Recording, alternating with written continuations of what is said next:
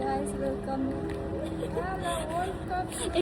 Hello guys, welcome to मेरो छोटो अनि मिठो ब्लगमा। आज हामी जाँदैछौँ कहाँ? कास।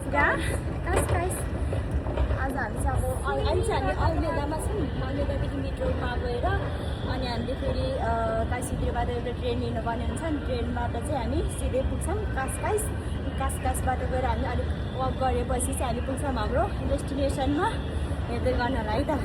हामी चाहिँ यहाँ वैशाखसम्ममा चाहिँ मेट्रोमा आयौँ होइन। यहाँदेखि उता चाहिँ काशी मेट्रो जाँदैन रहेछ, बिग्रेको भएर बनाएको रहेछ। सो हामी चाहिँ अब बसबाट जानुपर्ने हुन्छ है।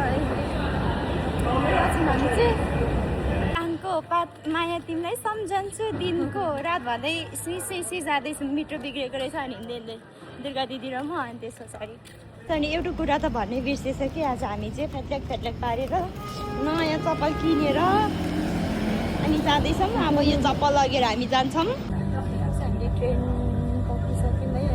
40को ट्रेनमा चढेर हामी जाँदैछौँ। अहिले चाहिँ हामी आइसक्यौँ ट्रेनदेखि झरेर पनि दुईजना दिदीहरूसँग भेटेर अब हामी जाँदैछौँ। दिदी आयो भन्नु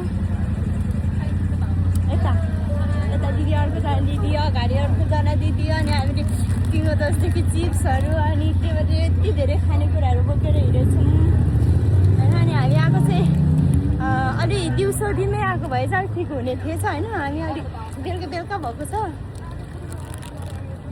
अलि त्यस्तो धेरै गर्मी भएको छैन, तर पनि हामी डुब्ने हो, डुबुकी मारेर फर्किने हो बाइक हेर्दै गर्नलाई। त बोलाउँछ बाइकहरू मलाई चाहिँ आउँदैन होइन। म चाहिँ डुबुकी मार्ने हो। अनि त्यसपछि म डुबेँ भने चाहिँ तपाईँहरूले निकाल्ने हो नि फेरि।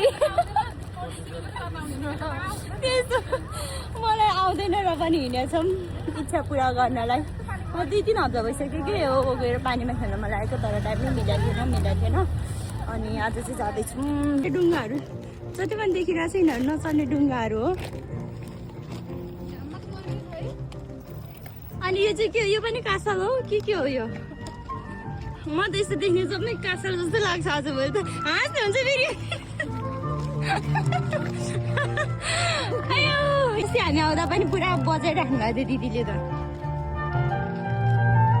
आज पनि बजाइराख्नु भएको रहेछ होइन। कस्तो राम्रो छ ठाउँहरू।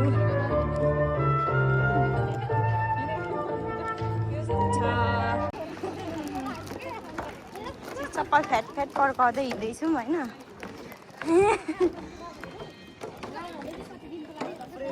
म चाहिँ 3 चोटि आएँ आजसम्म यो बाटोमा। अनि यहाँ चाहिँ